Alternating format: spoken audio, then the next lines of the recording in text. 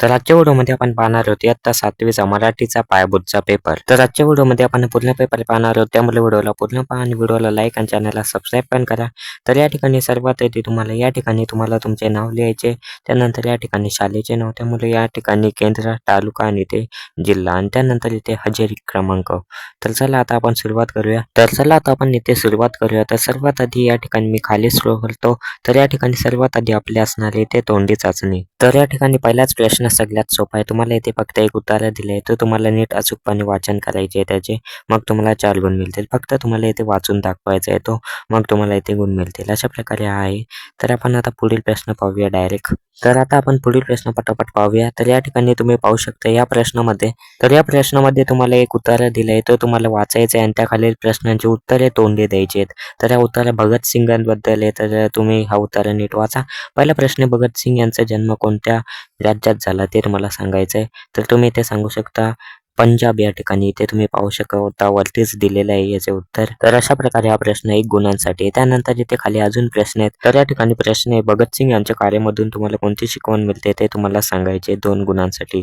ते पण तुम्ही इथे सांगू शकता उत्तराच्या माध्यमातून. आणि पुढील आहे, तुमच्या आवडत्या व्यक्तीबद्दल तुम्हाला माहिती सांगायची, तर हे पण तुम्ही सांगू शकता. अशा प्रकारे इथे सोपे सोपे प्रश्न आहेत. तर अशा प्रकारे तुमची इथे तोंडी चाचणी असणार आहे, तर तुम्ही ही पण आरामात इथे गुण मिळवू शकता.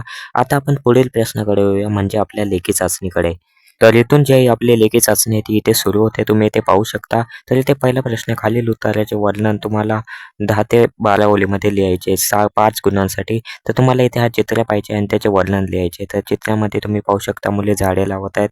तर अशा प्रकारे तुम्ही याचे वर्णन इथे लिहू शकता. आणि मग इथे 10 लाईन्स लिहिल्यानंतर तुम्हाला 5 मार्क्स मिळणार आहेत. तर त्यानंतर पुढील प्रश्न येते. तर तुम्हाला इथे रेल्वे स्थानकावर पाहिलेल्या कोणत्याही 4 सूचना लिहायच्या आहेत. तुम्ही वाचल्या असतील रेल्वे स्थानकावर त्या.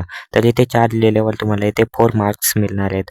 तर तुम्ही हे पण इथे लिहू शकता. आणि त्यानंतर पुढील याच्यामध्ये तुम्हाला मोबाईलचा दुष्परिणाम 8 ते 10 ओळीत लिहायचा आहे. म्हणजेच या ठिकाणी तुम्हाला मोबाईल वापरल्याने कोणकोणते दुष्परिणाम होतात ते तुम्हाला 8 ते 10 ओळीत लिहायचे. मग तुम्हाला इथे 4 मार्क्स मिळणार आहेत. तर आता आपण पुढील प्रश्न पाहूया. आणि मी तुम्हाला इथे पुन्हा एकदा सांगतो की हा पेपर फक्त सरावासाठी बनवला आहे, मागच्या वर्षीचा पेपर ॲनालायसिस करून, त्यामुळे हा तुम्हाला खूप उपयुक्त असणार आहे. तर आता आपण पुढील प्रश्न पाहूया. प्रश्न यामध्ये तुम्हाला खालील कवितेच्या ओळी वाचून प्रश्नांची उत्तरे द्यायची आहेत 8 मार्कांसाठी. तर या ठिकाणी तुम्ही पाहू शकता इथे तुम्हाला तुमच्या पुस्तकातली कविता दिली आहे श्रावण मासी ही.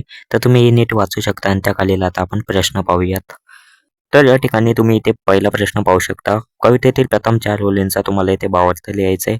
तर तुम्ही कवितेतील इथे प्रथम 4 ओळी पाहून त्याचा सरळ अर्थ इथे लिहू शकता. मग तुम्हाला याचे पण इथे गुण मिळतील. आणि त्यानंतर इथे पुढील प्रश्न आहे, तुम्हाला या ठिकाणी कवितेतील यमक जुळणाऱ्या शब्दांच्या जोड्या शोधून लिहायच्या आहेत. तर त्या पण तुम्ही इथे शोधून लिहू शकता. तर इथे तुम्ही कशा पण शोधून लिहू शकता कविता पाहून. तर आपण सोपं आहे. तर आता आपण पुढील प्रश्न पाहूया डायरेक्ट. तर या ठिकाणी तुम्हाला कवितेमध्ये कोणत्या ऋतूचा उल्लेख झालाय ते तुम्हाला इथे लिहायचे. तरी पण तुम्ही वरती पाहून सांगू शकता, जसे की श्रावण, अशा प्रकारे. आणि त्यानंतर या ठिकाणी पुढील प्रश्नामध्ये तुम्हाला तुमच्या आवडत्या ऋतूविषयी माहिती लिहायची आहे. तर इथे तुमचा आवडता ऋतू कोणता त्याविषयी तुम्हाला इथे माहिती लिहायची, जसे श्रावण, भाद्रपद असे खूप आहेत. तर आता आपण पुढील प्रश्न पाहूया. तर या ठिकाणी तुम्ही प्रश्न क्रमांक 10 पाहू शकता. खालील सूचना फलक वाचून प्रश्नांची तुम्हाला उत्तरे द्यायची आहेत. त्यासाठी सर्वात आधी तुम्हाला हा सूचना फलक नीट वाचायचा आहे 6 गुणांसाठी. तर त्यासाठी सर्वात आधी तुम्ही हा सूचना फलक नीट वाचून घेऊ शकता. त्यानंतर इथे पहिला आहे, खालील शिबिरचे आयोजन कोणी केले ते तुम्हाला सांगायचे. जसे संस्थेचे नाव विचारले तर इथे संस्थेचे नाव आहे किलबिल, अशा प्रकारे लिहू शकता. आणि पुढे खूप प्रश्न आहेत.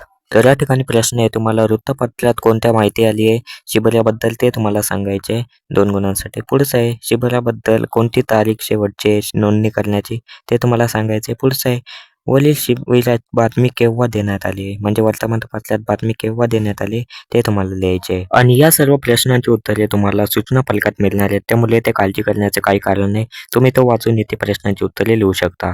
तर या ठिकाणी पुढील प्रश्न आहे, तर या ठिकाणी तुम्हाला तुमच्या आवडणाऱ्या शिक्षकाचे थोडक्यात वर्णन लिहायचे आणि ते सुद्धा 5 गुणांसाठी. तर तुम्हाला शिक्षकांसाठी ते 10 ते 12 ओळींमध्ये वर्णन लिहायचे, जसे शिक्षकांचा काही पण लिहू शकता, स्वभाव, पद्धत, हे सर्व. तर अशा प्रकारे हे सर्व लिहिल्यावर तुम्हाला येते 5 मार्क्स मिळणार आहेत. तर त्यानंतर आता आपण पुढील प्रश्न पाहूया. तर या ठिकाणी या प्रश्नामध्ये तुम्हाला छत्री आणि पाऊस यामध्ये झालेला संवाद आहे तो तुम्हाला 8 ते 10 ओळींमध्ये लिहायचा आहे. तर हा प्रश्न तुम्हाला 8 गुणांसाठी आहे, तर तो पण तुम्ही इथे कल्पना करून तुम्हाला इथे लिहायचा आहे. तर हा पण तुम्ही इथे लिहू शकता. तर अशा प्रकारे तुम्हाला इथे संवाद लिहिल्यानंतर 8 गुण मिळतील. त्यानंतर पुढचं आहे खालील म्हणी पूर्ण करा. तर इथे तुम्हाला 2 म्हणी तर या ठिकाणी तुम्हाला 2 म्हणी दिल्या आहेत. त्या तुम्हाला वाचायच्या आहेत आणि पूर्ण करायच्या आहेत. मग तुम्हाला इथे 2 गुण मिळणार आहेत. तर अशा प्रकारे आपला पेपर व्हिडिओ असणार आहे. तर आणि मी तुम्हाला पुन्हा एकदा सांगतो, हा फक्त सरावासाठी मागच्या वर्षीचा पेपर पाहून बनवलेला पेपर आहे. बाकी तुम्हाला असेच पेपर व्हिडिओ हवे असतील तर तुम्ही कमेंट करून सांगू शकता आणि लाईक आणि सबस्क्राईब करा. आणि लवकरच मी आणखी व्हिडिओज अपलोड करेल, ते पण पहा. तर आता भेटूया नेक्स्ट व्हिडिओमध्ये. बाय आणि सबस्क्राईब नक्कीच करा.